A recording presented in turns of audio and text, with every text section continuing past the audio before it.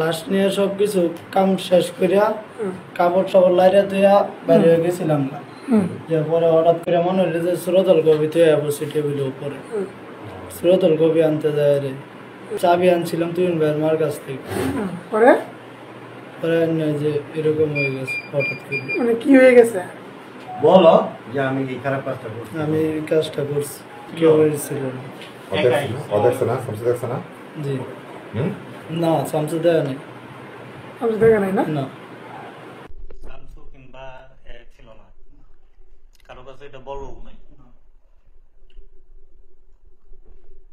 কিংবা এরা দুইজন ছাড়া অন্য কেউ ছিল, একাই।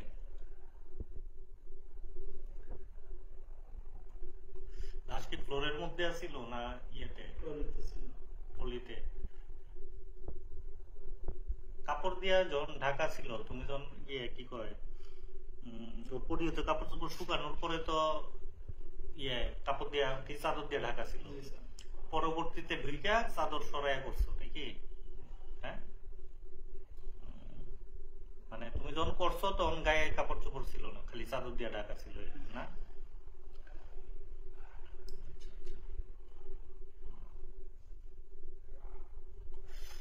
ঠিক আছে, নিয়ে যাও স্যারের পরে, আমি একটু ওয়াশরুম থেকে আইতেছি। আমি ওই ছেলেটার ভালো শাস্তি চাই। কেন আমার বোনকে এরকম মৃত্যু অবস্থায় এরকম কাজ করলো? আমার বোন এত কিলো দুনিয়াতে গেছে, কিন্তু ওকে এরকম করা উচিত নয়। তো পুলিশ নিয়ে গেছে, ওর সাথে আমরা যাইতে চাইছি, ওকে কাউকে ওরা নেয় নাই, কারণ ওরা নিজের হাতে নিচে নিজে দেওয়া যাবে বলছে, ওর কোনো লোক যাইতে দেয় নাই। কিন্তু নেওয়ার ওরা কেন এরকম কাজ করলো? ওর শাস্তি চাই, পুলিশেরও শাস্তি চাই আমি। আর ওর যে ছেলেটা যে এইসব কাজ করছে, ওর ফাঁসি চাই। আমি ওর বোন, আমি আমার বোনের ইয়ে করতে পারি নাই।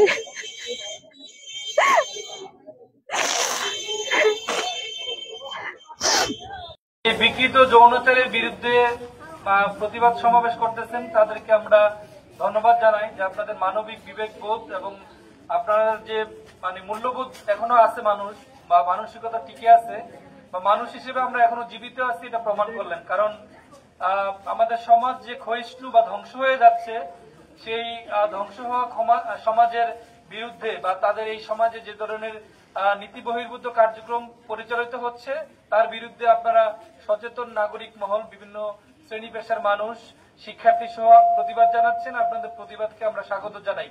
আমরাও আপনাদের সাথে সমর্থন জানাই। এই ধরনের বিকৃত যৌনাচার, এটাকে ধর্ষণ বলবো কিনা, কারণ সে তো জীবিত না, তার সাথে যে কাজটা ন্যাক্কারজনক ঘটনা ঘটেছে, এটা আমরা বলবো যে আসলে অস্বাভাবিক ঘটনা। এবং আমরা বিকৃত যৌনাচারী বলি, যেটা কোনোভাবেই একজন সুস্থ মানুষের পক্ষে এ ধরনের কাণ্ড ঘটানো বা কাজ ঘটানো অসম্ভব।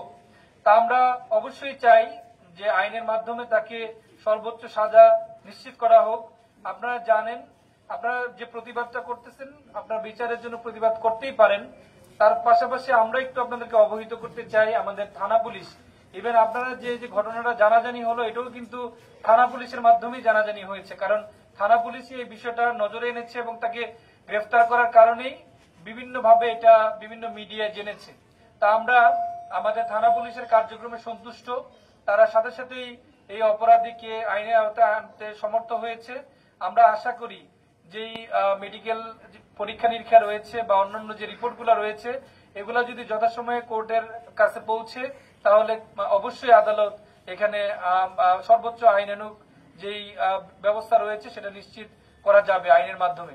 এক্ষেত্রে আমাদের থানা পুলিশের অবস্থা স্পষ্ট, তারা সর্বোচ্চ পর্যায়ে সহযোগিতা করতে রাজি আছেন এবং এই বিষয়টা নিয়ে সর্বোচ্চ সিরিয়াস। আমাদের সম্মানিত পুলিশ সুপার মহোদয় সহ ওনাদের সকল পর্যায়ের কর্মকর্তারা তৎপর আছেন।